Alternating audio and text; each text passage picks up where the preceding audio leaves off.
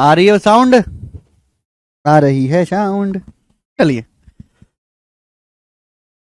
Miscellaneous सवाल है, कुछ टाइप बाकी हैं और आज ये चैप्टर समाप्त हो जाएगा। अगली क्लास में हम सिंपल इंटरेस्ट साधारण ब्याज शुरू करेंगे। जी बनाएं।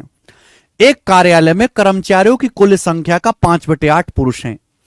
एक ऑफिस में 5/8 पुरुष है, यानी कि अगर टोटल 8 लोग हैं, अगर टोटल 8 लोग हैं तो उसमें 5 मेल हैं और 3 बाकी की जो हैं आपकी फीमेल हैं। टोटल 8 में से 5 पुरुष है और बाकी 3 फीमेल है। आगे क्या बोला है? पुरुषों की संख्या का 2/3 टेक्निकल कर्मचारी हैं। 2/5 of male are non technical worker, non technical हैं, जबकि महिलाओं की संख्या का 2/3 टेक्निकल वर्कर हैं। तो आपसे पूछा है तो what fraction of total number of employ, total employ का कितने फ्रैक्शन टेक्निकल वर्कर हैं, कितने फ्रैक्शन कर्मचारी ऐसे हैं जो टेक्निकल वर्कर हैं। आपको ध्यान देना है टेक्निकल वर्कर पे।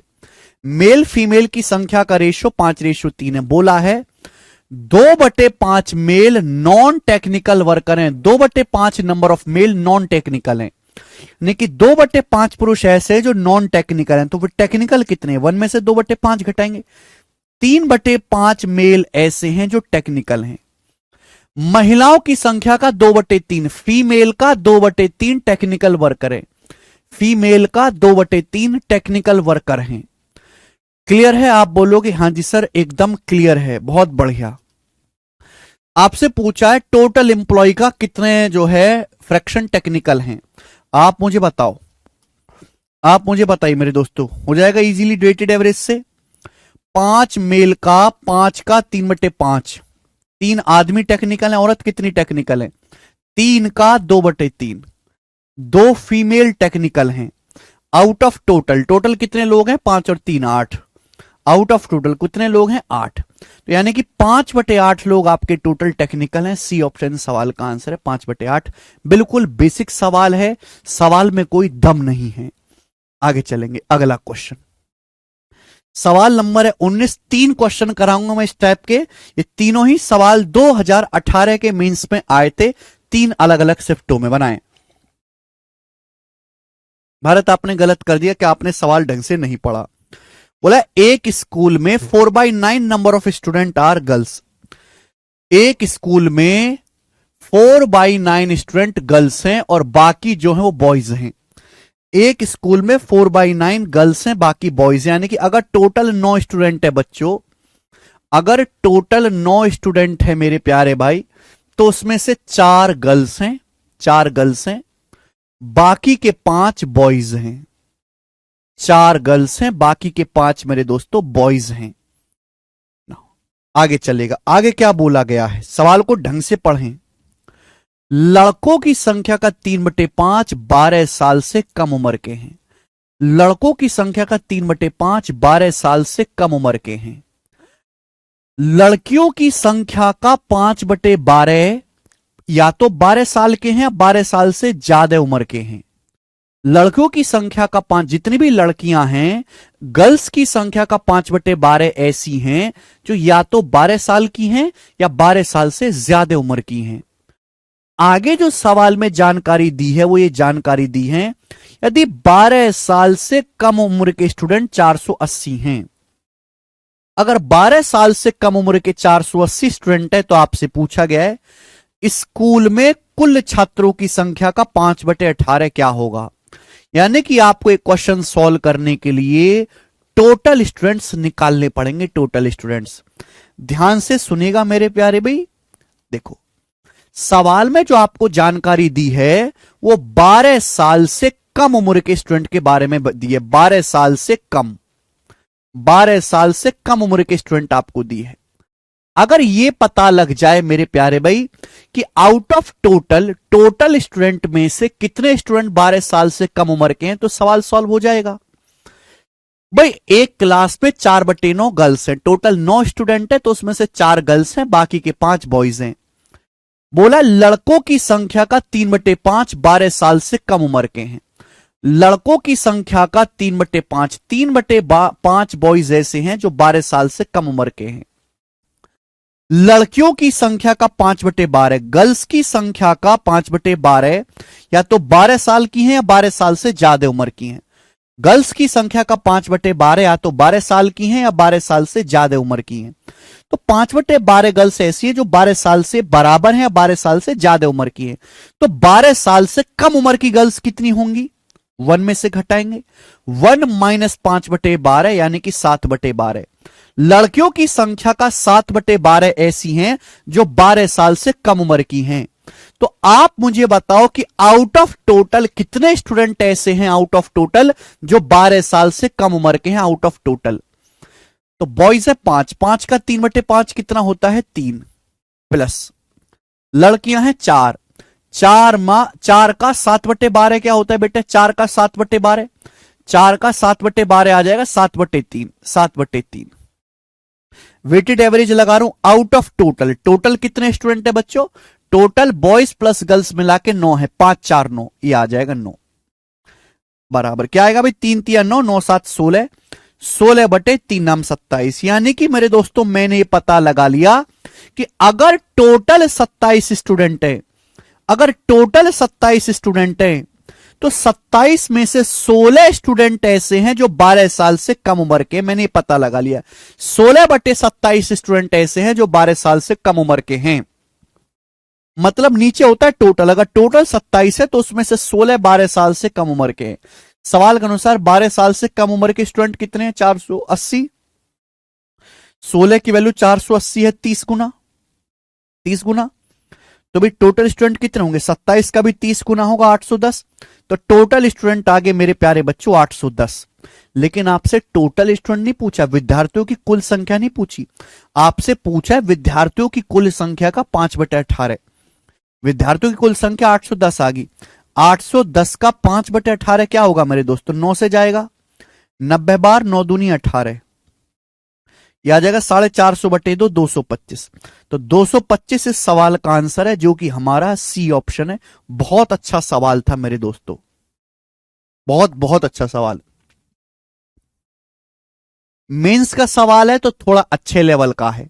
चलिए भाई एक सवाल आपको और करवाता हूं ऐसा ही, सवाल नंबर 20 करके बताएं। ये सवाल भी 2018 के मेंस के पेपर में आया था। जो मैंने आपको तीनों क्वेश्चन कराए हैं, ये तीनों क्वेश्चन 2018 के मेंस के एग्जाम में आए थे, तीनों ही सवाल। बनाओ बच्चों, जल्दी से बनाएं।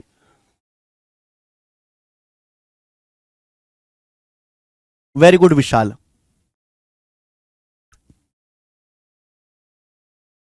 बोला है एक कंपनी के कर्मचारियों की संख्या का 2/3 पुरुष है और बाकी महिलाएं। एक कंपनी में कर्मचारियों का 2/3 पुरुष है, 2/3 का मतलब 2/3। एक कंपनी में 2/3 मेल हैं, बाकी फीमेल है।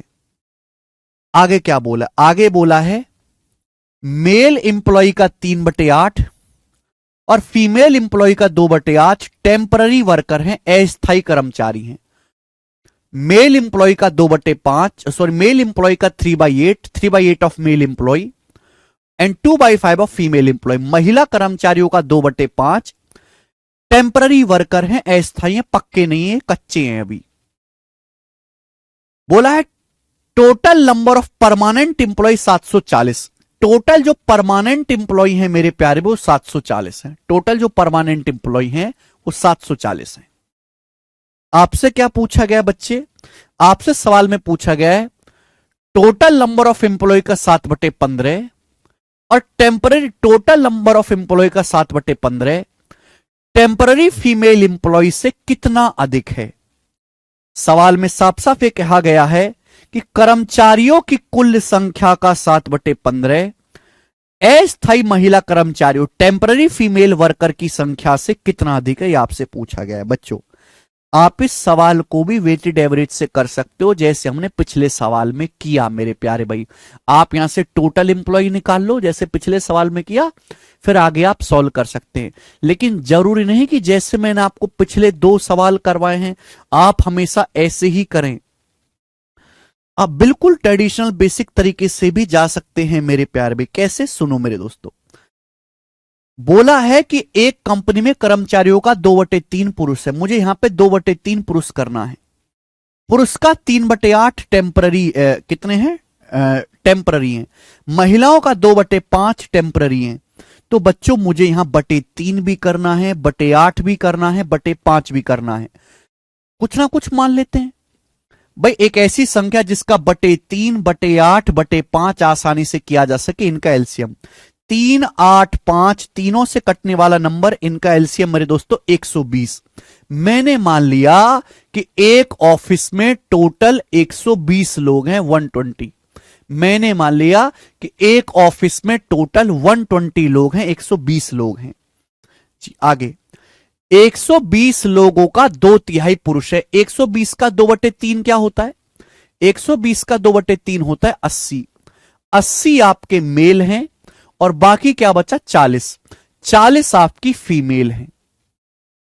80 आपके मेल हैं और 40 आपकी फीमेल है। आगे बोला मेल इंप्लॉय का 3/8 टेम्पररी है, टेम्पररी, और फीमेल इंप्लॉय का मेरे दोस्तों अभी टेम्पोररी। फीमेल इंप्लॉय का 2/5 टेम्पररी है। ये आपसे मैं नहीं कह रहा, सवाल कह रहा है मेरे दोस्तों। तो आप बताओ टेम्पररी कितने लोग हैं?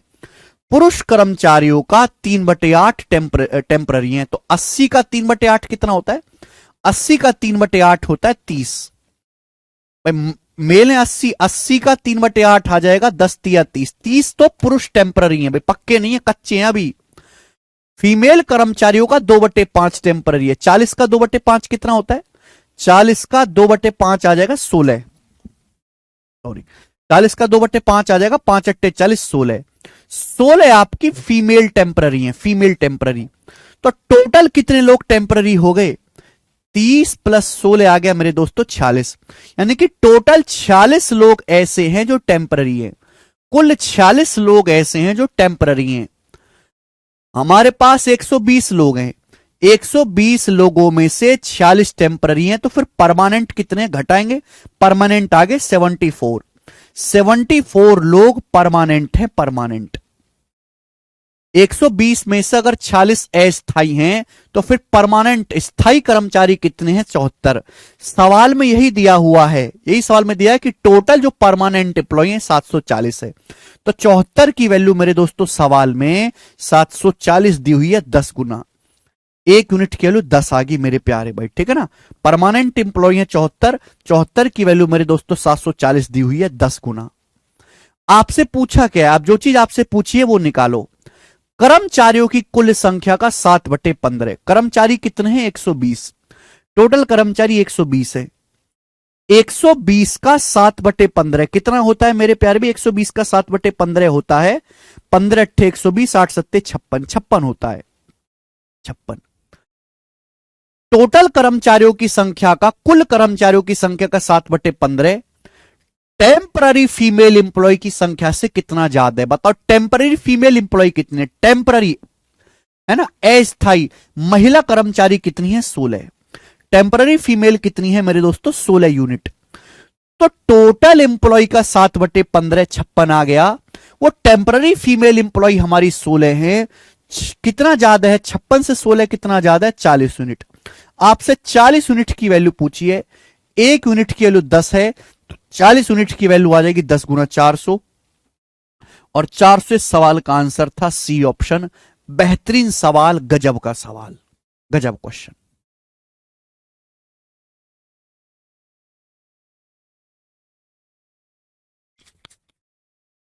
तीनों क्वेश्चन मेंस के एग्जाम के थे और काफी अच्छे सवाल थे स्टूडेंट। क्या समझ नहीं आया पंकज जी आपको? ए पंकजवा, पंकजवा रे,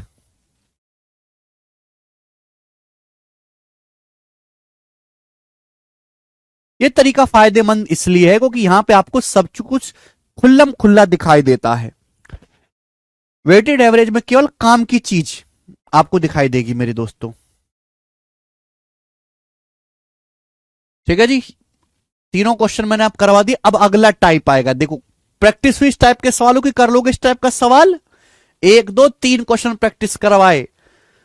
जो समझदार है वो आदमी समझ लेगा। सर 30 कैसे? बेटा सवाल पढ़ो, सवाल पढ़ो ना। पुरुष कर्मचारियों का 3/8 टेम्पररी है, तो 80 का 3/8 30 आता है।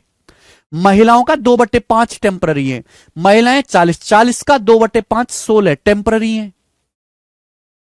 पूर्वा फिर से रिपीट करके देखिएगा बेटा। जब देखो, आप केवल सॉल्यूशन देखते रहते हो, आप सवाल नहीं पढ़ते। सवाल को बार बार पढ़ो। अगर आप कोई डाउट आए क्वेश्चन पढ़ो, डाउट आए क्वेश्चन पढ़ो, डाउट आए क्वेश्चन पढ़ो, डाउट आए सर फोड़ लो। ठीक है जी।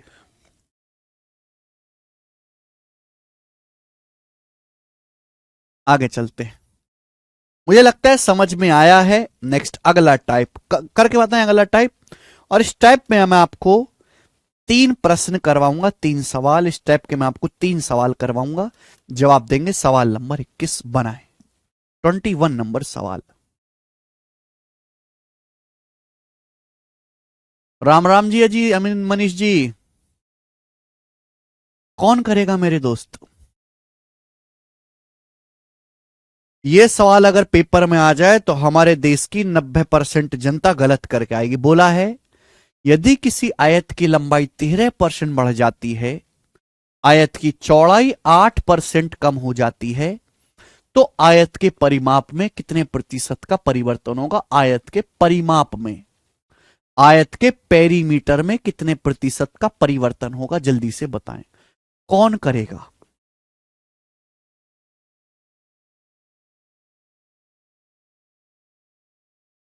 एक आयत की लंबाई 13% बढ़ जाती है, चौड़ाई 8% कम हो जाती है, तो आयत के पेरीमीटर में कितने प्रतिशत का परिवर्तन होगा? पेरीमीटर में। बच्चों ने क्या किया होगा? 13 और -8 का सक्सेसिव लगा दिया। 13 और -8 का सक्सेसिव क्या आ जाएगा? 13 -8 का सक्सेसिव x + y + xy बटे 100। 13 - 8 5, 5 - 1.04 3.96% आ गया। कुछ का 4.06 आ रहा, पता नहीं कैसे कैसे बालक हैं, कुछ का 3.9। इस सवाल का आंसर है कैन नॉट बी डिटरमाइन, ज्ञात नहीं कर सकते, निकाल ही नहीं सकते।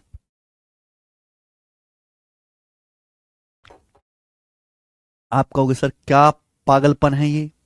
सुनो बेटे, मैंने आपको 2 चीज बताई है, डेविएशन, डेविएशन मेरे प्यारे भाई, और सक्सेसिव परसेंटेज चेंज।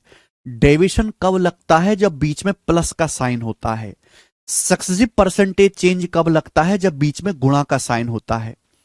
अगर दोस्तों इस सवाल में परिमाप की जगह पूछा होता एरिया, कि आयत के क्षेत्रफल में कितने प्रतिशत का परिवर्तन होता, अगर सपोज इस सवाल में एरिया पूछा होता। आप जानते हैं आयत है, ये आयत की लंबाई है मेरे प्यारे भाई, ये है आयत, ये आयत की लंबाई है, ये आयत की चौड़ाई है। तो आयत का क्षेत्रफल होता है लंबाई गुणा चौड़ाई। क्षेत्रफल में बीच में मल्टीप्लाई का साइन आता है, मल्टीप्लाई, मल्टीप्लाई होता है, मल्टीप्लाई मतलब सक्सेसिव। लंबाई 13% बढ़ जाती है, चौड़ाई 8% कम हो जाती है, तो एरिया में कितने प्रतिशत का परिवर्तन आएगा? तो बीच में मल्टीप्लाई का साइन है, तो आप लोग क्या करोगे? सक्सेसिव 13 और -8 का सक्सेसिव कर दोगे। 13 - 8 -13 गुणा 8 बटे 100। 13 - 8 5, 13 × 104 बटे 100 1.04। 5 में से 1.04 घटाएंगे तो 3.96% इंक्रीज। तो एरिया जो है 3.96% बढ़ जाएगा।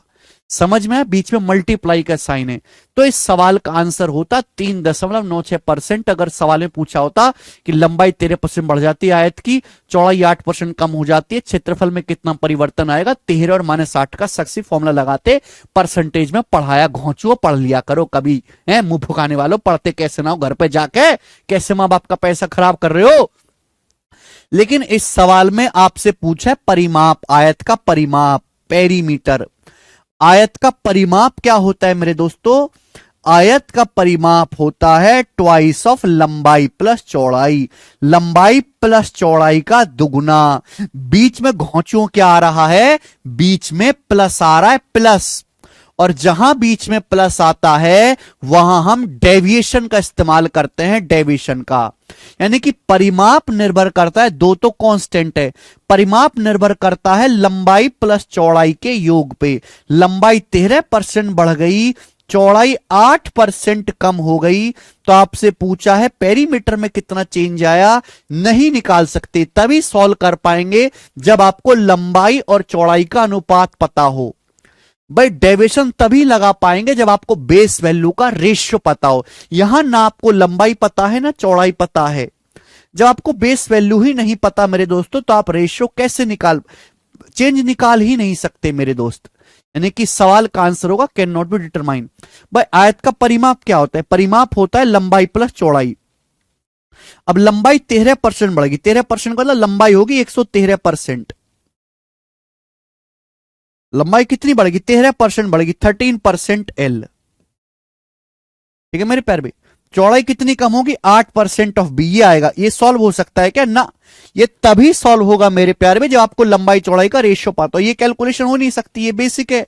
बेसिक से करूंगा भाई। पहले पेरीमीटर था ये, अब लंबाई 13% बढ़ेगी, चौड़ाई मेरे दोस्तों 8% बढ़ेगी मेरे दोस्तों। ठीक है ना?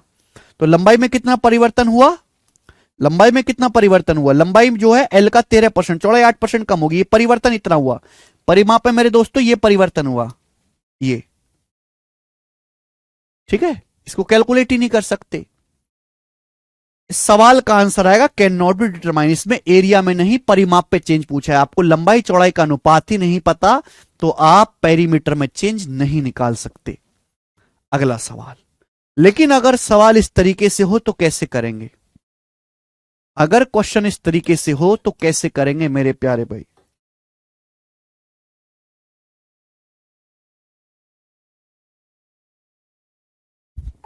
बहुत बढ़िया टाइप है ये। बोला एक आयत की लंबाई और चौड़ाई क्रमशः 66.5 और 39.9 सेंटीमीटर है। आयत की लंबाई 40% बढ़ जाती है, चौड़ाई 23% कम हो जाती है। आयत की परिधि, आयत के परिमाप में कितना प्रतिशत का परिवर्तन होगा? आयत का परिमाप होता है लंबाई प्लस चौड़ाई का दुगुना, दो कांस्टेंट है। आयत का परिमाप निर्भर करता है लंबाई प्लस चौड़ाई के योग पे। मैं समझा समझा के पागल हो गया कि बीच में प्लस है तो डेविएशन लगता है, मल्टीप्लाई है तो सक्सेसिव लगता है।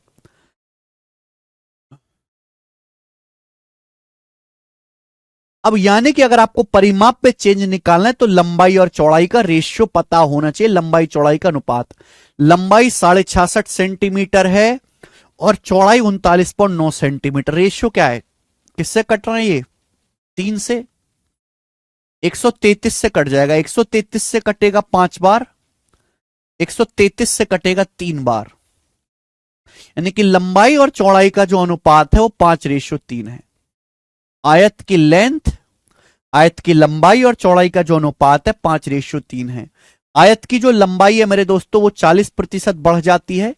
आयत की जो चौड़ाई है वो 23% कम हो जाती है, 23% कम हो जाती है। तो आयत के परिमाप में कितने प्रतिशत का परिवर्तन होगा? पेरीमीटर में कितने परसेंट का चेंज आएगा? जल्दी से करके बताएं मेरे प्यारे प्यारे स्टूडेंट। डेविएशन से या वेटेड एवरेज से बहुत जल्दी हो जाएगा। 5 का 40% 200 होता है, 23 200 -69 क्या आ जाएगा? 200 में से 69 घटाएंगे, 131%। Out of total. टोटल कितना आएगा जी? 5 + 3 8। 131/8 पॉजिटिव आए तो बढ़ जाएगा। कितनी बार जाएगा? 16 × 8 128, बचेगा 3। 16 सही 3/8% इंक्रीज हो जाएगा। तो आयत का जो परिमाप है वो 16 सही 3/8% बढ़ जाएगा परसेंटेज में, 16.375%, 16.375% बढ़ जाएगा।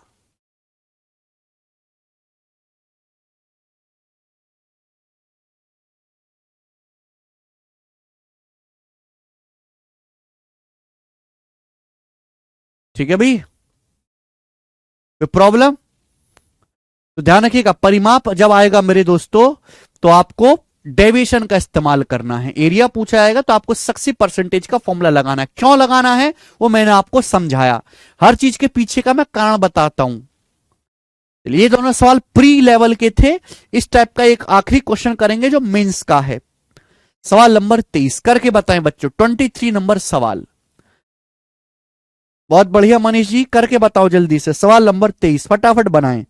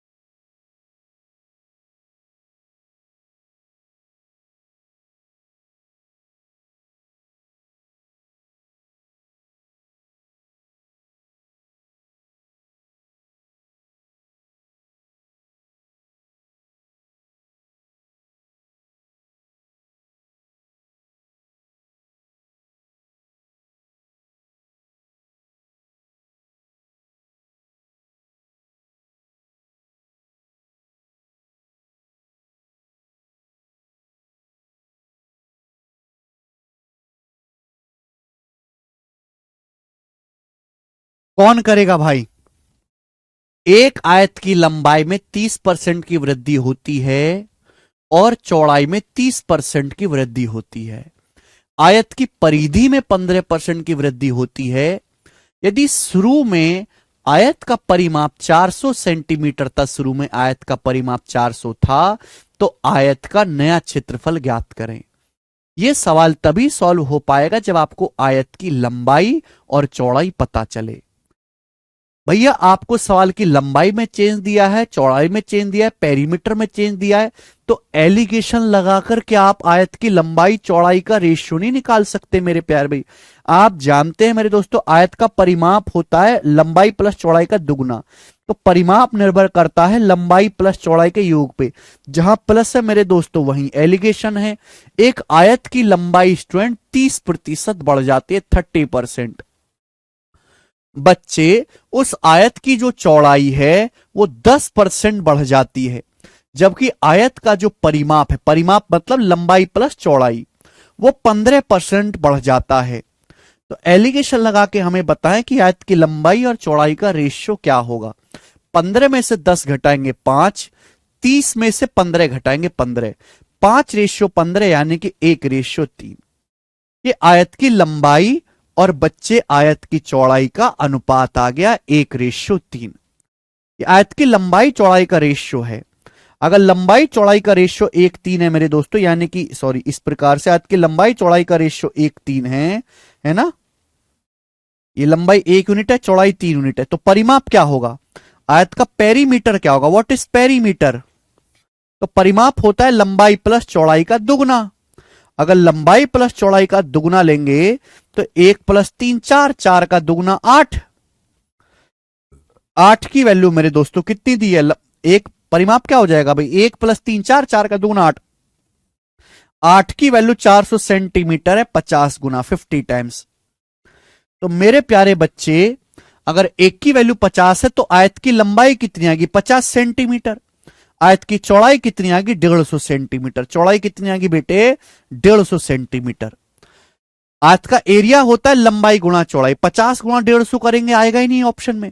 एक्चुअली सवाल में आयत का पुराना नहीं, आयत का नया क्षेत्रफल पूछा है। ये तो आयत की पुरानी लंबाई चौड़ाई आई है। आयत की नई लंबाई क्या है बेटे? आयत की लंबाई 30% बढ़ गई है, 30%। आयत की लंबाई है 50 सेंटीमीटर। 50 को 30% बढ़ाओगे तो लंबाई हो जाएगी 65। आपसे नया एरिया पूछा है। आयत की लंबाई पहले थी 50 सेंटीमीटर, 50 का 30% 15 आप बढ़ाओगे तो लंबाई 65 हो जाएगी। चौड़ाई बढ़ी है 10%, चौड़ाई 150 थी, 150 का 10% 15 होता है। 150 को 15 बढ़ाओगे तो चौड़ाई होगी 165। तो ये आपका नया एरिया आएगा, नया एरिया मेरे प्यारे बच्चे। आप बोलोगे हाँ जी सर दशमलव में तो आएगा नहीं, ये दशमलव में तो आएगा नहीं मेरे प्यारे बच्चों। क्लियर है? इनमें से कोई एक आंसर होगा। 65 मतलब मेरे दोस्तों 13 से कटने वाला आंसर होगा। 13 से कटने वाला, जीरो भी नहीं आएगा एंड में, जीरो भी नहीं आएगा। 5 बच्चे 25 से कटेगा, ये आंसर है 10,725। 10,725 समझ में आया भाइयों?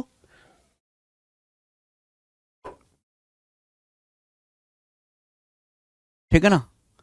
इसके लिए तो घर से पढ़ के आना पड़ेगा। बिल्कुल बेसिक सवाल है, कुछ भी नहीं। अच्छा आप एक और तरीके से भी कर सकते हो, चलो यही तरीका बेस्ट है, ये तरीका बेस्ट है, कोई बहुत ज्यादा मुश्किल नहीं है। आयत की नई लंबाई और नई चौड़ाई निकालेंगे तब नया एरिया आएगा। आगे चलेंगे। मुझे लगता है ये टाइप आपको समझ में आया है। अगला टाइप सवाल नंबर है 24। नेक्स्ट टाइप करें दोस्त। इस सवाल का क्या आंसर है? एक ही क्वेश्चन कराऊंगा मेरे प्यारे भाई, ऐसा एक ही क्वेश्चन कराऊंगा। बहुत अच्छा सवाल है, ट्रिपल एलिगेशन का, डबल नहीं ट्रिपल एलिगेशन का। नहीं समझ में आया तो छोड़ दीजिए दीपक, समझ में इसलिए नहीं आया क्योंकि आपने पिछला कुछ पढ़ा नहीं है। ठीक है, मेंस लेवल का सवाल है। देखो प्री लेवल के सवाल में कोई दिक्कत नहीं आई ना, हो गया मेंस में आप हिल गए, क्योंकि मेंस के लिए पढ़ना पड़ता है, प्री तो ऐसे ही हो जाता है। चलिए ये सवाल है, देखो एक दुकानदार 3 वस्तुएं एक्स वाई और जेड को बेचता है और उसे क्रम से 24, 13 और 8% का लॉस होता है। एक दुकानदार 3 वस्तुएं बेचता है, 3 वस्तुएं एक्स वाई जेड, एक्स पे 24% लॉस है, वाई पे 13%, जेड पे 8% लॉस है। यदि एक्स और वाई पर कुल 19 सही 2/7% का और वाई और जेड पर कुल 10 सही 7/9% का लॉस हुआ है, तो तीनों वस्तुओं पर कुल हानि परसेंट ज्ञात करें। तीनों वस्तुओं पर कुल हानि परसेंट ज्ञात करें। देखिए हर जगह हानि है। हमने आपको सिखाया है कि प्रॉफिट होता है पॉजिटिव, लॉस होता है नेगेटिव। वैसे तो हर जगह नेगेटिव का साइन आएगा, लेकिन हर जगह नेगेटिव लिखने का कोई मतलब नहीं है, कोई फायदा नहीं होगा। हम जानते प्रॉफिट परसेंटेज हो चाहे लॉस परसेंटेज हो, एलिगेशन लगाने पर क्रिय मूल्य का अनुपात आएगा। एक आदमी 3 वस्तुएं बेचता है, एक्स और वाई, एक्स वाई और जेड। एक्स को बेचने से 24% का लॉस हुआ, वाई को बेचने से 13% का लॉस हुआ। जबकि सवाल के अनुसार एक्स और वाई पर कुल कितना लॉस हुआ? 19 सही 2/7%। एक्स और वाई पर कुल मिलाकर 19 सही 2/7% का लॉस हुआ। एक्स और वाई पर कुल मिलाकर 19 सही 2/7% की हानि हुई।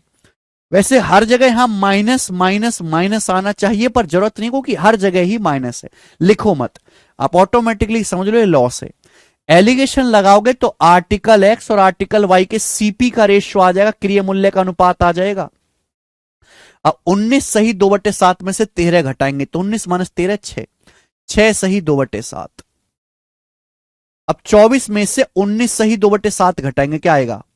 24 में से 20 घटा लो, 4 7, क्या आएगा बेटा? 7 और 2 का डिफरेंस ऊपर आएगा 5, ये आ जाएगा। तो 7 छिंग 42 और 2 44 है, 44/7। और ये आएगा जी 7 चौक 28, 28 5 33, 7 चौक 28, 28 5 33, ये 33/7। 7 से 7 कट गया, 11 से कट गया, 11 चौक 44, 11 3 33। ये आर्टिकल एक्स और आर्टिकल वाई के सीपी का रेशियो आ गया 4:3। एक्स और वाई के सीपी का रेशियो आएगा 4:3। आगे क्या बोला है? आगे बोला है वाई और जेड पे कुल 10 सही 9/7% का लॉस हुआ, वाई और जेड पे। तो भाई आर्टिकल वाई पे लॉस हुआ है 10%, 13% का। आर्टिकल जेड पे लॉस हुआ है मेरे दोस्तों 8% का। अब वाई और जेड पे कुल मिलाकर कितना लॉस हुआ? वाई और जेड पे कुल मिलाकर 10 सही 7/9% का लॉस हो, वाई जेड पे कुल मिलाकर। तो एलिगेशन लगाने से आर्टिकल वाई और आर्टिकल जेड के क्रिय मूल्य का अनुपात आ जाएगा। लगाओ जरा, 10 सही 7/9 में से 8 घटाएंगे तो 2 सही 7/9। अब 13 में से 10 सही 7/9 घटाएंगे तो 13 में से 11 घटाओ 2, 9 है मेरे दोस्तों। ऊपर क्या आएगा? 9 और 7 का डिफरेंस 2। परसेंटेज में मैं आपको घटाना सिखा चुका हूं, कम से कम घटाना तो सीख लेते हैं। 9 दूनी 18 और 7 25/9 आ जाएगा 25/9। ठीक है बच्चे, ये क्या आएगा बच्चे? 9 दूनी 18 2 20/9, ये 20/9। बच्चों 9 से 9 कट गया, किससे कट गया? 5 से। 5 25 25, 5 चौक 20, 5:4।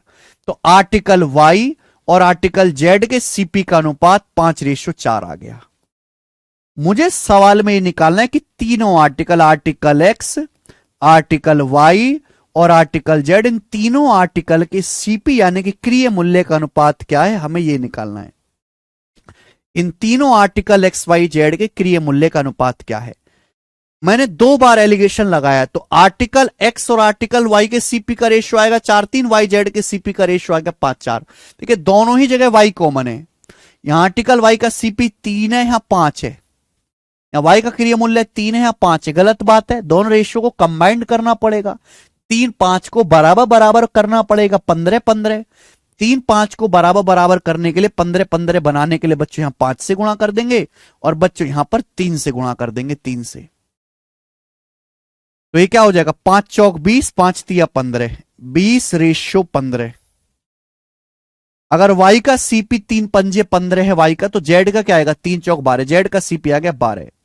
तो तीनों आर्टिकल एक्स वाई जेड, तीनों वस्तुएं एक्स वाई जेड के क्रिय मूल्य का अनुपात, तीनों आर्टिकल एक्स वाई जेड के सीपी का अनुपात 20:15:12 हो गया। आप बोलोगे हां जी सर। आपसे पूछा तीनों वस्तुओं पर कुल लॉस परसेंट बताओ। भाई तीनों वस्तुओं के पहले मैंने क्रिय मूल्य का अनुपात निकाला। वस्तु एक्स पर 24% लॉस है, वस्तु वाई पर 13% लॉस है, वस्तु जेड का सीपी 12 8% लॉस है। तीनों वस्तुओं पर कुल मिलाकर X plus Y plus Z पर कुल मिलाकर X plus Y plus Z पर कुल मिलाकर कितने परसेंट का लॉस होगा? जवाब दीजिए। क्या आप एलिगेशन लगाकर, क्या आप एलिगेशन लगाकर यहां से तीनों आर्टिकल पे क्या आप एलिगेशन लगाकर मेरे प्यार, या डेविएशन लगा के नहीं निकाल सकते X plus Y plus Z पर? चाहे एलिगेशन से कर लो चाहे डेविएशन से कर लो, इच्छा आपकी है। तीनों आर्टिकल पर कुल मिलाकर X plus Y plus Z, बीच में प्लस है, कितना लॉस है बताओ? डेविएशन सिखाया मैंने, आपने अगर आपने पढ़ाई नहीं तो आपकी गलती है, पढ़ के आना चाहिए बेटा घर में। आंसर जो भी आएगा मैक्सिमम और मिनिमम के बीच में आएगा। अभी मैंने मान लिया, कंपेयर कर लो, मैंने मान लिया कि कुछ भी मान लो जो आपको पसंद आए।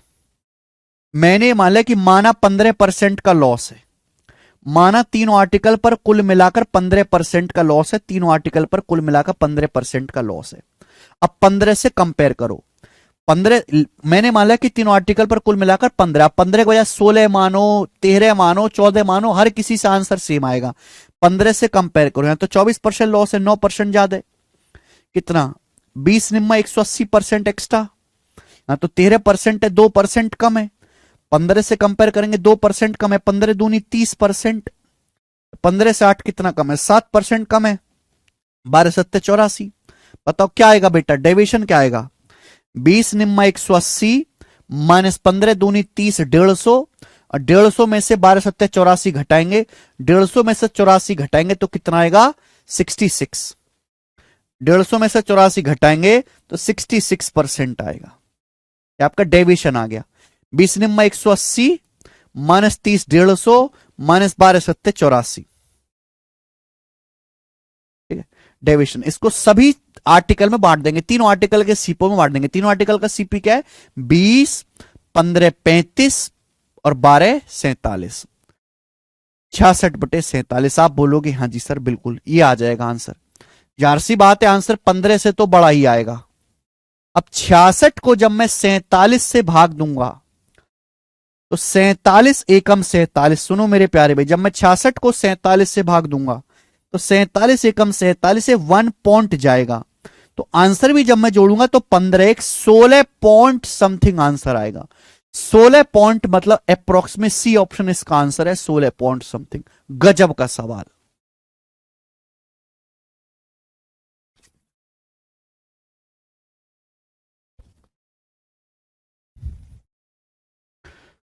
गजब का सवाल है मेरे प्यारे भाई। अब 15 की बजाय आप 16 मानो, 13 मानो, 14 मानो, 18 मानो, हर किसी से सेम आंसर आएगा।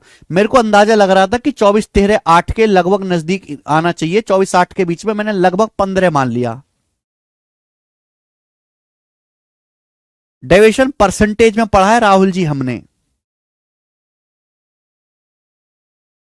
बेहतरीन सवाल था, मुझे लगता है आपको समझ में आया है।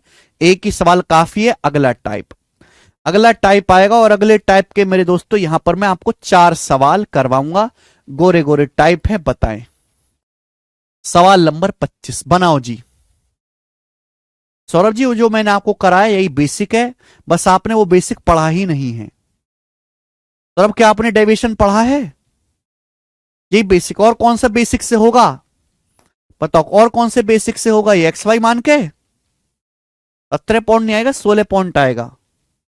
मुश्किल सवाल है बेटा, 3 बार कंसेप्ट एक ही सवाल में 3 बार लगाना पड़ रहा है एलिगेशन, लेंदी सवाल है। आपको इतने लेंदी सवाल करने की आदत नहीं है। प्री लेवल का क्वेश्चन नहीं है, मेंस का सवाल है, प्री में नहीं आएगा ऐसा सवाल। आगे चलेंगे, अगला टाइप ये देखेंगे। नेक्स्ट टाइप बताएं, सवाल नंबर 25। 4 क्वेश्चन कराऊंगा इस टाइप के, बनाओ।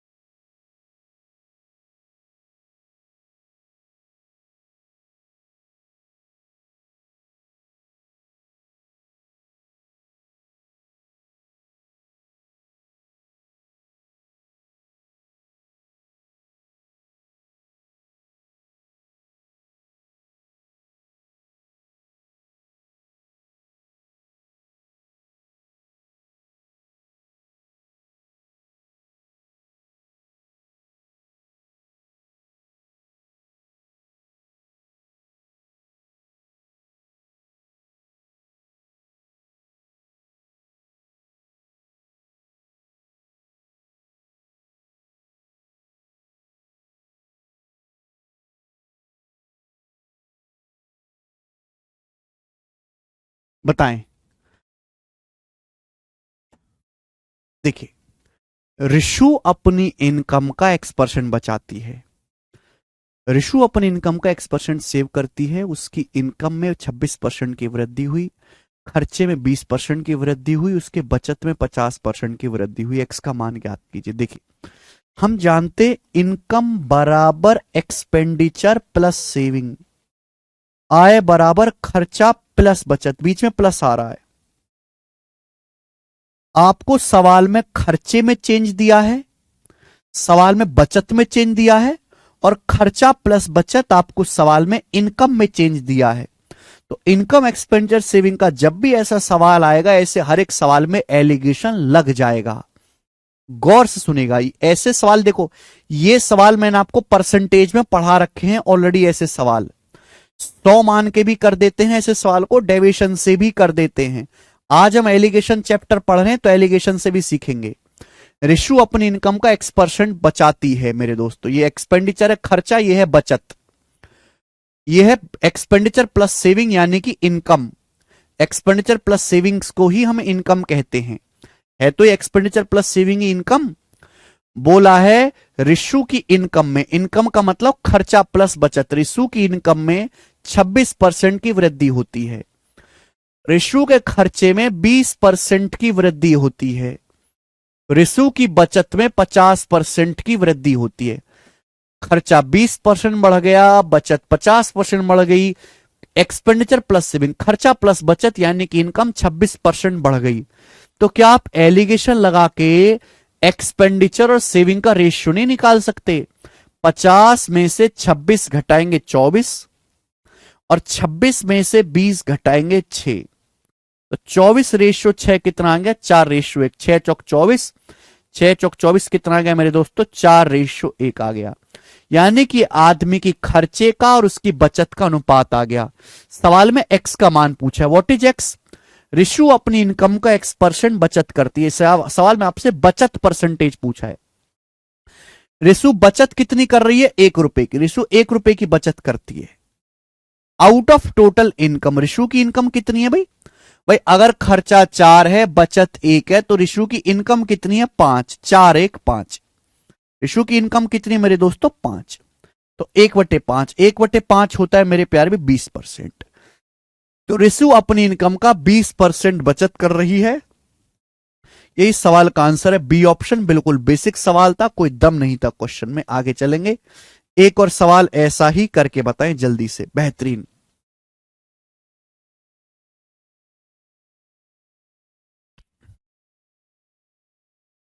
एक आदमी का खर्चा उसकी बचत से 50% ज्यादा है, इनकम में 15% की वृद्धि होती है, खर्चे में 21% की वृद्धि होती है। यदि उसकी बचत 240 रुपए बढ़ जाती है तो उसकी इनिशियल इनकम ज्ञात करें। यदि बचत 240 रुपए बढ़ जाती है तो आपसे पूछा है आदमी की इनिशियल इनकम ज्ञात करें। बहुत अच्छा सवाल। अभी अभी मैंने समझाया कि भाई एक्सपेंडिचर खर्चा बचत, और खर्चा प्लस बचत यानी कि इनकम, इस पे एलिगेशन लगता है। और एलिगेशन लगाने से रेशियो किसका आता है? एलिगेशन से करना सिखा रहा हूं, डेविएशन से मैं ऑलरेडी सिखा चुका हूं ऐसे सवाल करना। एक्सपेंडिचर और सेविंग का अनुपात आएगा। बोला है एक आदमी का खर्चा उसकी बचत से 50% ज्यादा है। 50% का फ्रैक्शन वैल्यू 1/2। आदमी का खर्चा उसकी बचत से 50% ज्यादा है, यानी कि आदमी की बचत 2 है तो खर्चा 3 है। अगर आदमी की बचत 2 है मेरे प्यार भी, तो खर्चा 3 है। आदमी के एक्सपेंडिचर और सेविंग्स का रेशियो है। बोला क्या है? बोला आदमी की इनकम 15% बढ़ती है। आदमी की इनकम 15% बढ़ जाती है। इनकम 15% बढ़ जाती है। इनकम का मतलब मेरे प्यारे बच्चे, इनकम का मतलब होता है खर्चा प्लस बचत। इनकम का मतलब होता है खर्चा प्लस बचत। 15% बढ़ जाती है आदमी की इनकम, खर्चा प्लस बचत। आदमी का खर्चा 21% बढ़ जाता है।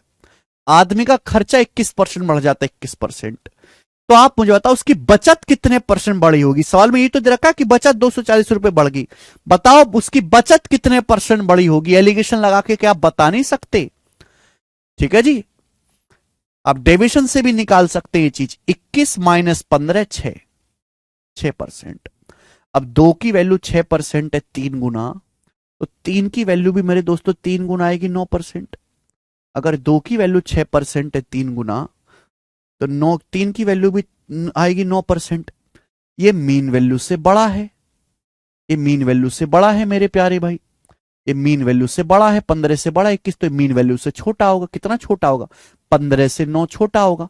15 से 9 घटाएंगे 6%, यानी कि आदमी की जो बचत है 6% बढ़ जाती है। आदमी की जो बचत है मेरे दोस्तों वो 6% बढ़ जाती है। डिफरेंस कितना आना चाहिए? 6 आना चाहिए। तो 15 में से 9 घटाएंगे 6, आदमी की जो बचत है 6% बढ़ जाती है। बोला सवाल के अनुसार बचत कितनी बढ़ी है? 240 रुपए। आदमी की बचत 6% बढ़ी, आदमी की बचत बढ़ी है 240 रुपए, तो 6% की वैल्यू 240 रुपए है। 6% के लिए 240 रुपए है, तो 1% की वैल्यू कितनी है? 1% की वैल्यू है मेरे दोस्तों, अगर 6% के लिए 240 है तो 1% की वैल्यू है 40 रुपए। 100% की वैल्यू है 4000 रुपए। बहुत सारे बच्चे जोश जोश में इस सवाल का आंसर 4000 मार्क कर देंगे। 4000 इस सवाल का आंसर नहीं है। इस सवाल में पूछा गया आदमी की प्रारंभिक आय ज्ञात करो, आय पूछी है। ये क्या आया है बेटा? ये आय नहीं आई, ये तो आदमी की सेविंग्स, आदमी की बचत आई है। आदमी की सेविंग्स 6% बढ़ी, आदमी की बचत 6% बढ़ी है।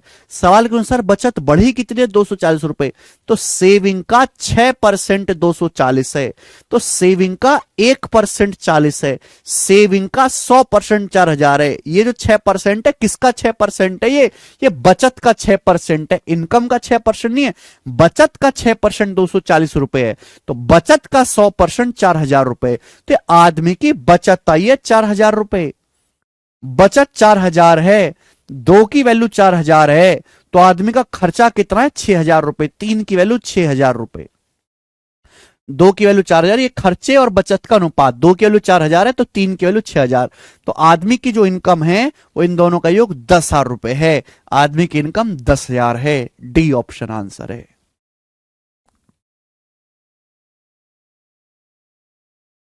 इनकम होता है खर्चा प्लस बचत। आंसर इज डी ऑप्शन, 10,000 रुपए। बहुत अच्छा सवाल था। एलिगेशन से हमने आपको बताया है, मजा आया होगा करके। आगे का सवाल करके बताएं जी। सवाल है आपके सामने 27 करेंगे फटाफट।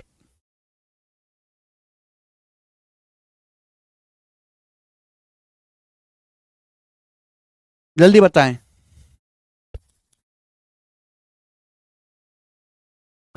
बोला ऋतु की मंथली बचत उसके खर्च का 28% है।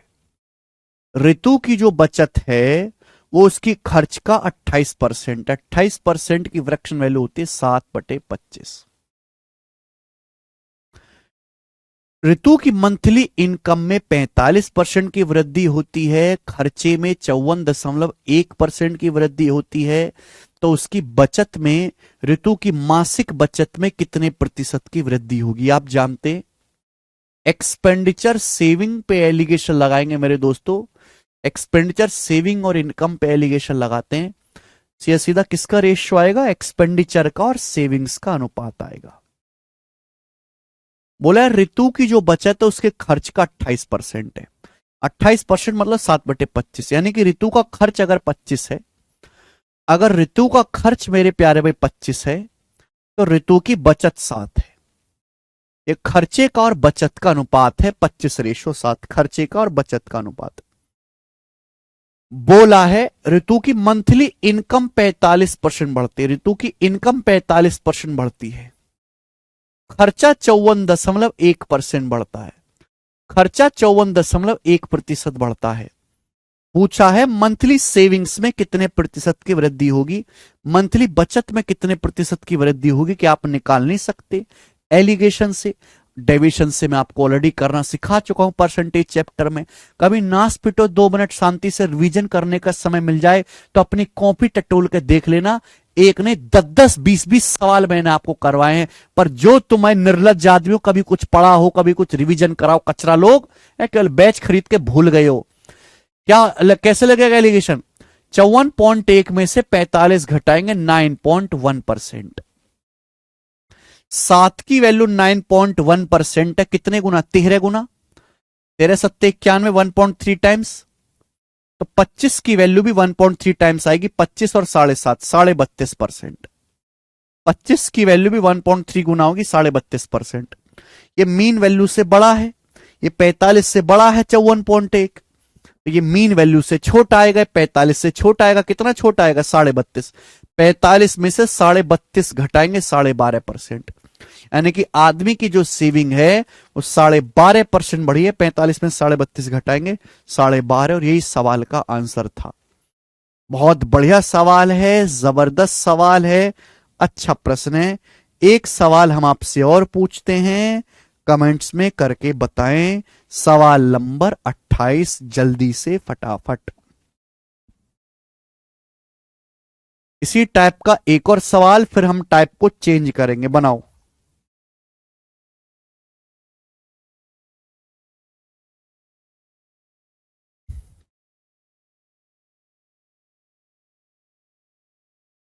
एक ही है बस अब। CISI अंकित जी।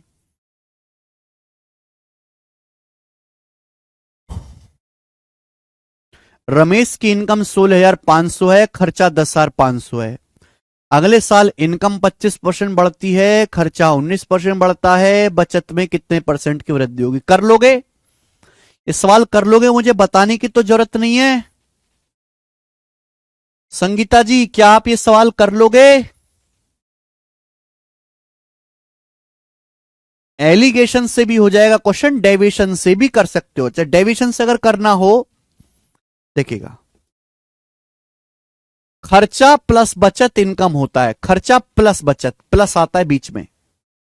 रमेश की इनकम 16,500 है, रमेश का खर्चा 10,500। रेशियो क्या है खर्चे का, इनकम का और खर्चे का? 2 जीरो कट जाएगा, 5 से जाएगा 33 बार। 5 से क्यों काटेंगे हम? 15 से काटेंगे, 15 से जाएगा 11 बार, 15 से जाएगा 7 बार। यानी कि रमेश का खर्चा अगर 7 है, रमेश का खर्चा 7 है तो इनकम 11 है, तो बचत क्या होगी? 4। रमेश का खर्चा अगर 7 है तो इनकम 11 है, 11 में से 7 घटाएंगे तो बचत क्या होगी? 4। बोला अगले साल रमेश की इनकम 25% बढ़ जाती। इनकम, इनकम का मतलब होता है एक्सपेंडिचर प्लस सेविंग। अगले साल रमेश की, मेरे प्यारे भाई, ये एक्सपेंडिचर प्लस सेविंग यानी कि इनकम 25% बढ़ जाती है, रमेश का खर्चा 19% बढ़ जाता है। तो बताओ रमेश की बचत कितने परसेंट बढ़ेगी? ये हो गया ना रिवर्स डेविएशन का सवाल। रिवर्स डेविएशन सिखाया है। अगर ओवरऑल 25% बढ़ी है इनकम, भाई अगर इनकम 25% बढ़ी है तो खर्चा भी 25% बढ़ना चाहिए, बचत भी 25% बढ़नी चाहिए। पर खर्चा तो 19% बढ़ा। 25 से 19 कितना कम है? 6% कम है। 6% कम बढ़ा तो 7 6 42, खर्चा जो है 42% कम बढ़ा है। बैलेंस करने के लिए खर्च, बचत को 42% एक्स्ट्रा बढ़ा दीजिए। कितने पर मेरे दोस्तों? 4 रुपए पर। अब 42/4 होता है 21/2, 10.5। अब 25 में 10.5 जोड़ूंगा तो 35.5%। 35.5% बचत बढ़ जाएगी। D option. मुझे लगता है सारे भाइयों को समझ में आया है।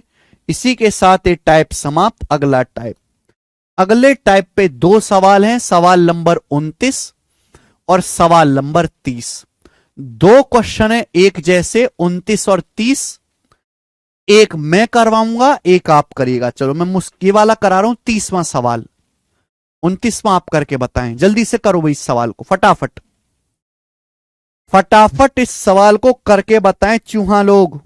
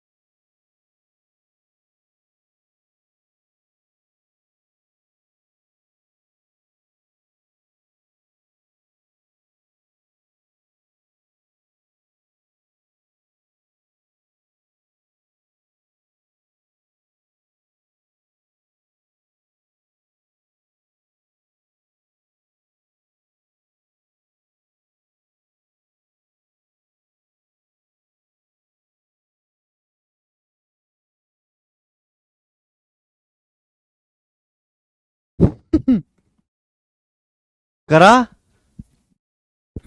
विनय कह रहे हैं I want to meet you soon. Why meet? मैं किसी से मीट फीट नहीं करता भैया। हाँ, बिजी आदमी है भाई साहब, बाल बच्चों वाले हैं। एक सेना में यूरोपियन और भारतीय सैनिक है, एक सेना में यूरोपियन है और इंडियन सैनिक है। यहां पे एवरेज हाइट, औसत ऊंचाई दी है। औसत ऊंचाई पे एलिगेशन लगाओगे तो लोगों की संख्या का अनुपात आ जाएगा। औसत ऊंचाई कैसे निकाली जाती है? कुल ऊंचाई बटे नंबर ऑफ लोग। ठीक है जी। एक सेना पे यूरोपियन और भारतीय सैनिक है जिनकी कुल संख्या 12,000 है। यूरोपियन सैनिकों की औसत लंबाई 70 इंच है। यूरोपियन सैनिकों की औसत लंबाई 70 इंच है। भारतीय सैनिक इंडियन लोगों की औसत ऊंचाई 69 इंच है। जबकि पूरी सेना की, यूरोपियन प्लस इंडियन की मिलाकर एवरेज हाइट 69:3/4 इंच है। तो आपसे पूछा, बताइए सेना में कितने भारतीय सैनिक है? एलिगेशन लगाओ। 69:3/4 में से 69 घटाएंगे 3/4। अब 70 में से 69:3/4 घटाएंगे तो 1/4। ये रेशियो आएगा मेरे दोस्तों। क्या हो जाएगा? ये 4 से कट जाएगा, 3:1। ये यूरोपियन और इंडियन लोगों की संख्या का अनुपात आ गया। टोटल लोग कितने हैं? 12,000। पूछा इस 12,000 में हमारे इंडियन कितने हैं? तो इंडियन सोल्जर हैं 1 आउट ऑफ टोटल। टोटल कितना है मेरे दोस्तों? 4। 12,000 का 1/4 3000। 3000 आपके इंडियन सोल्जर हैं।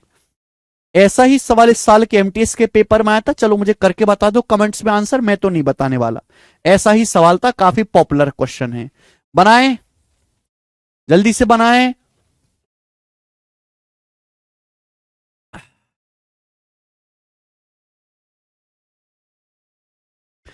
जल्दी जल्दी बता दो वरना मैं सो जाऊंगा। एमटीएस के पेपर का सवाल है, करना पड़ेगा।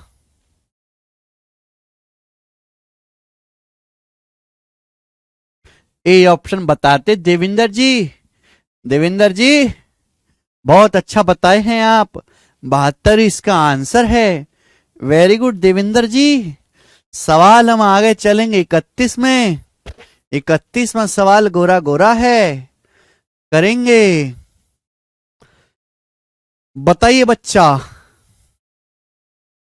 सवाल सीएचएसएल के मेंस के पेपर में आया 2023 में। अभी 15 दिन पहले ही इस पेपर की आंसर की आई है और मैंने इसके सवाल को शीट में अपडेट कर दिया है। 15 दिन पहले ही आंसर की आई है। बताओ जल्दी से क्या आंसर है?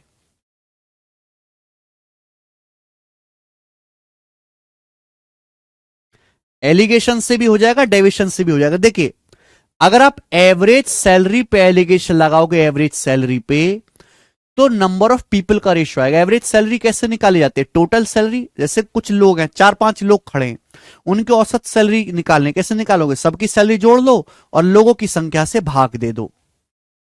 एक विद्यालय के the average salary of all 40 employees including 35 non teaching staff member of A school is 4,000। एक स्कूल में 40 कर्मचारी हैं जिसमें से 35 नॉन टीचिंग स्टाफ हैं। पूरे स्कूल की जो एवरेज सैलरी 4,000 है। बोला नॉन टीचिंग स्टाफ की सैलरी 4200 है, नॉन टीचिंग स्टाफ की। तो पूछा रिमेनिंग स्टाफ की, शेष स्टाफ की सैलरी ज्ञात कीजिए। शेष स्टाफ की सैलरी बताओ। देखिए, एक स्कूल में 2 टाइप का स्टाफ है, नॉन टीचिंग और टीचिंग स्टाफ। टोटल लोग 40 हैं।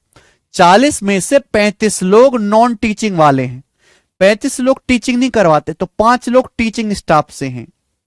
तो रेशियो क्या आएगा भाई संख्या का? 5 सत्ते 35, 5 एकम 5।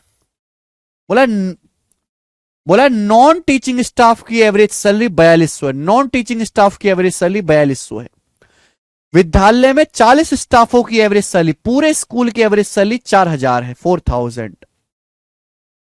तो आपसे पूछा है शेष स्टाफ की एवरेज सैलरी, क्या आप नहीं निकाल सकते? एलिगेशन से भी हो जाएगा, डेविएशन से। 4200 में से 4,000 घटाएंगे 200।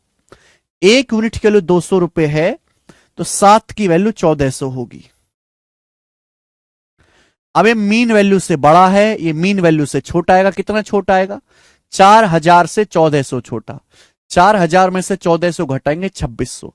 2600 रुपए सैलरी होगी। बी ऑप्शन आंसर है, बी। खत्म। इतना बेहतरीन सवाल। सिटसल मेंस का क्वेश्चन था, आसान था। एक सवाल आप हमें करके बताएं ऐसा ही। सवाल नंबर है आपके सामने यहां पर 32, बनाओ। 32 नंबर सवाल करके बताएं जल्दी से, अच्छा सवाल है ये।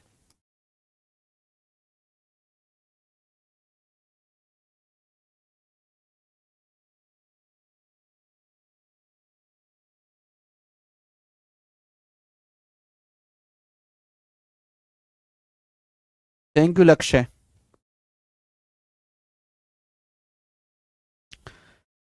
2016 के मेंस के पेपर में सवाल आया था, उसके बाद भी ये सवाल आता रहा है इस टाइप का क्वेश्चन कभी प्री में, आसान डाटा के साथ। किसी फैक्ट्री में सभी कर्मचारियों की एवरेज सैलरी 8840 है। एक फैक्ट्री में जितने भी कर्मचारी, उनकी एवरेज सैलरी 8840 है। सभी अधिकारियों का औसत वेतन 15,000 है। ऑफिसर लोगों की एवरेज सैलरी, ऑफिसर लोगों की एवरेज सैलरी 15,000 है ऑफिसर की। और रिमेनिंग एम्प्लॉय की बचे हुए लोगों की एवरेज सैलरी जो है वो 8,000 है। जबकि एक फैक्ट्री में सभी स्टाफ की, फैक्ट्री के सारे एम्प्लॉय की एवरेज सैलरी 8,840 है। तो पूछा गया है what is the percentage of officer among the employ, कुल कर्मचारियों में कितने परसेंट ऑफिसर हैं, अधिकारी हैं। तो एलिगेशन लगाने पर ऑफिसर और बाकी कर्मचारियों की संख्या का अनुपात आ जाएगा। 8,840 में से 8,000 घटाएंगे 840, और 15,000 में से 8,840 घटाएंगे तो कितना आएगा, 6,160। बताओ ये रेशियो 0 से 0 किससे जाएगा, 28 से। अभी 28 से कटना ही चाहिए भैया। 28 या 84, 28 दूनी 56, 5 28 दूनी 56, 3 रेशियो 22 आ गया। पूछा है कितने परसेंट ऑफिसर है, ऑफिसर कितने, 3 आउट ऑफ टोटल लोग कितने, 3 और 22 25, टोटल 25 लोगों में 1/25 4%, 3/25 12%। 12% आपके ऑफिसर हैं, आंसर आ गया। कुछ भी दम नहीं है ऐसे सवालों में कर पाएंगे मेरे दोस्तों, मुझे लगता है। अगला टाइप आपके सामने है, टाइप नंबर है 33, करके बताएं। बहुत ही अच्छा सवाल है, डू इट फास्ट। यही बेसिक था जो मैंने आपको बताया है।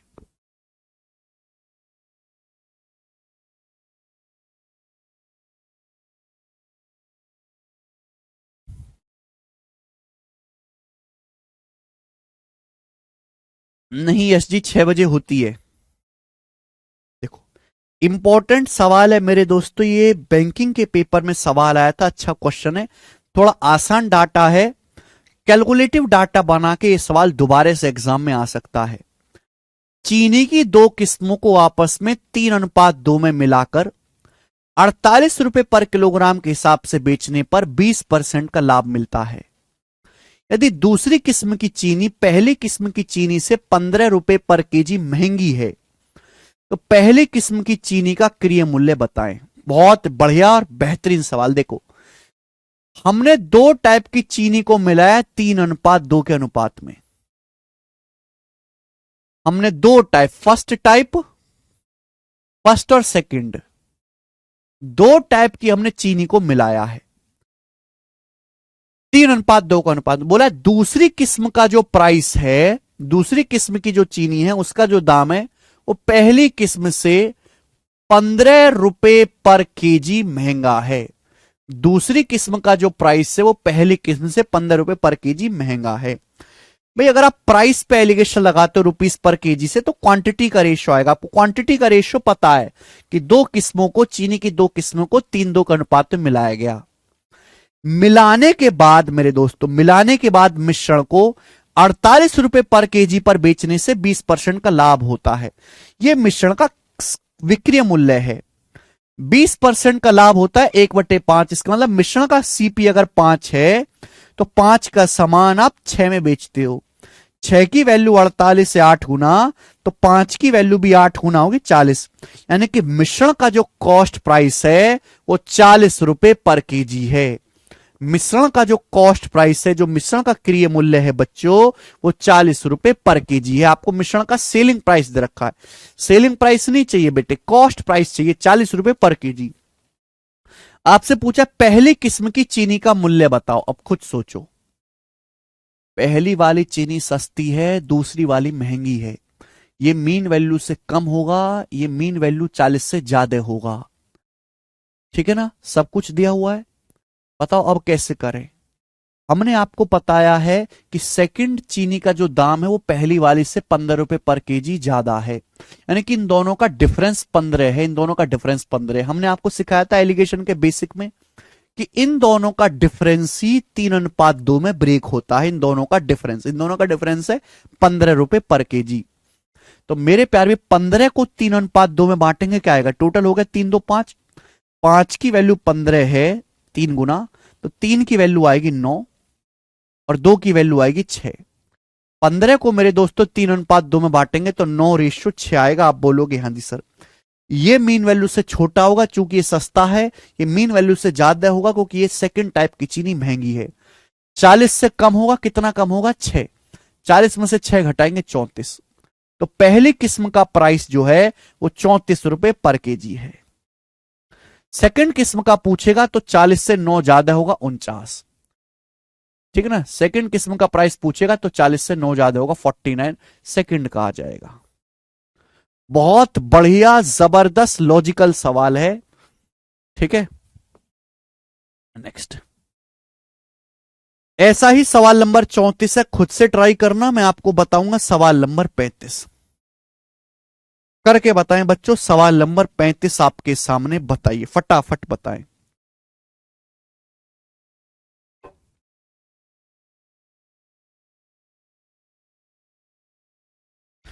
जल्दी से करो भाई, जल्दी से।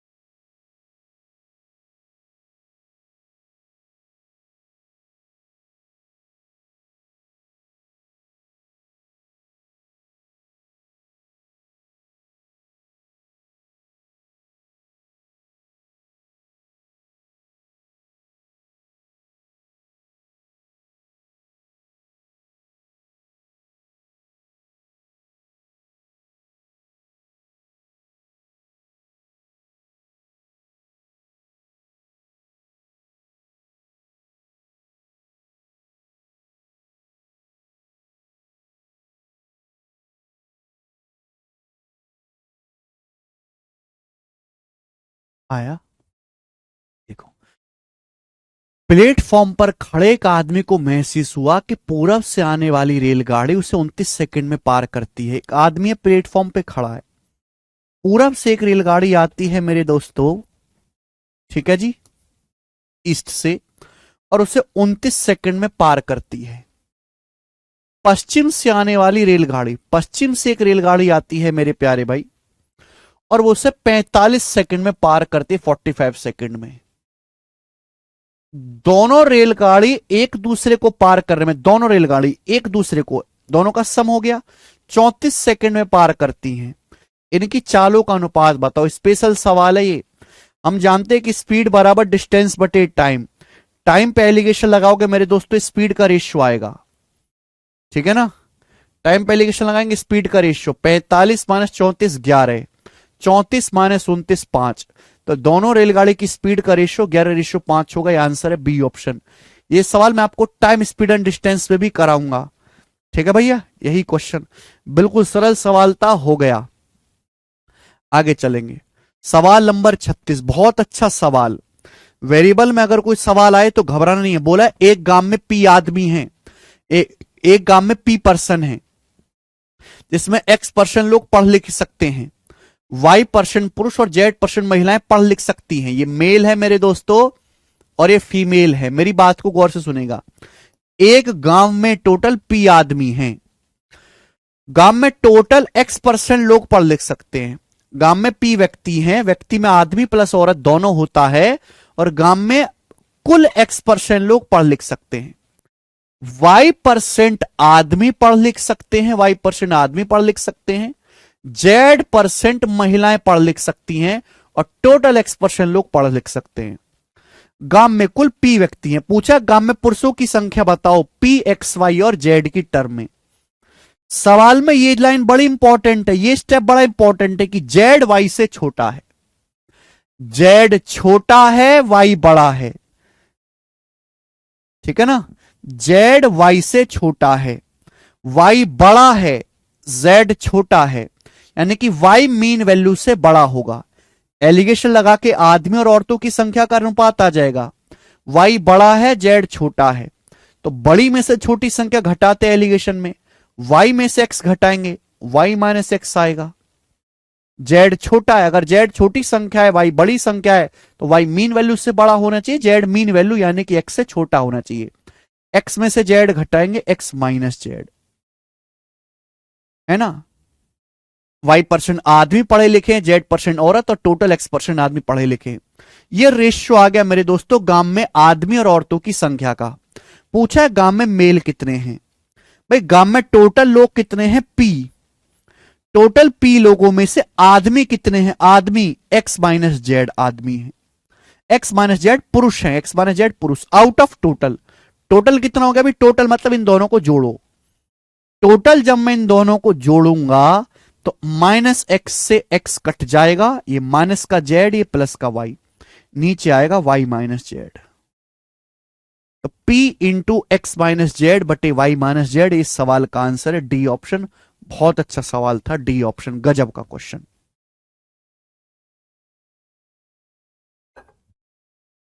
इसी के साथ मेरे दोस्तों इस चैप्टर का आखिरी सवाल हम आज की क्लास में करेंगे। आखिरी, देखते हैं कौन बालक इस सवाल को कर पाएगा।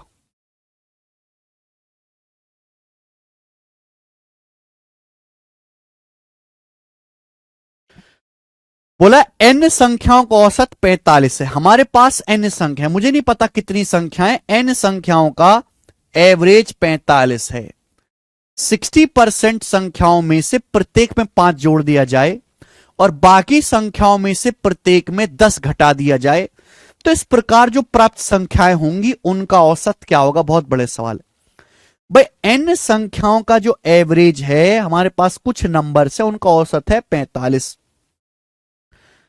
60% संख्याओं में से हर एक में 5 जोड़ दे। 60% का मतलब होता है 3/5, यानी कि अगर मैं मान लेता हूं कि हमारे पास टोटल 5 संख्याएं, हमारे पास कुल 5 संख्याएं, 5 में से 3 संख्याओं में हर एक में हमने 5 जोड़ दिया, बाकी बची 2 संख्याएं, 2 संख्याओं में से हर संख्या से हमने 10-10 घटा लिया, ठीक है ना।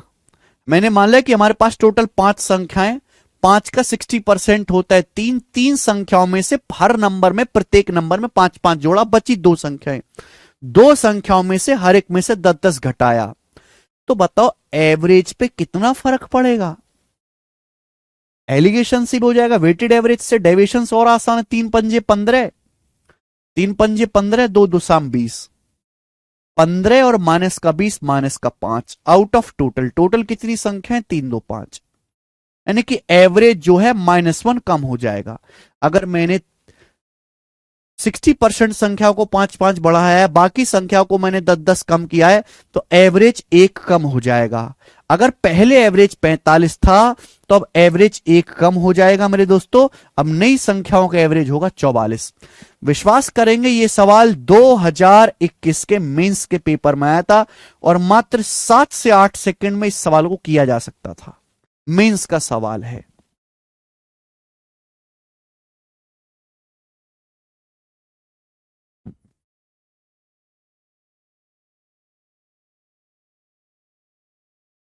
ठीक है बच्चे, इसी के साथ ये चैप्टर पूरी तरीके से समाप्त होता है। मिक्सचर स्वाहा खत्म, एलिगेशन स्वाहा खत्म। दोनों चैप्टर में मिलाकर मैंने आपको, मिक्सचर और एलिगेशन दोनों चैप्टर में मिलाकर मैंने आपको लगभग 250 के आसपास सवाल करवाए हैं। 250 क्या 200 के आसपास सवाल करवाए होंगे। 200 से प्लस क्वेश्चन मैंने आपको कराए दोनों चैप्टर में मिलाकर। जितना मैंने करवाया उतना काफी है, कोई भी टाइप इसमें मिसिंग नहीं है। अगली क्लास में हम साधारण ब्याज शुरू करेंगे मेरे प्यारे भाई। अंशुल जी चैप्टर खत्म हो गया, तुम बेसिक ही मांगते रहना जिंदगी भर। बेसिक ब्याज तेल लेने, चैप्टर ओवर है। ठीक है भाई, एक बार दोबारा से रिपीट करके देखिएगा मेरे दोस्तों। एक बार आप शीट को और सॉल्व कर लीजिएगा। प्रीवियस सर के आप अगर कोई भी सवाल लगाओगे तो मुझे विश्वास है कि एक भी क्वेश्चन अब ऐसा नहीं है जिसको आप खुद से ना कर पाओ। ठीक है ना, बात समाप्त, कहानी खत्म। मिलते हैं अगली क्लास में, बाय।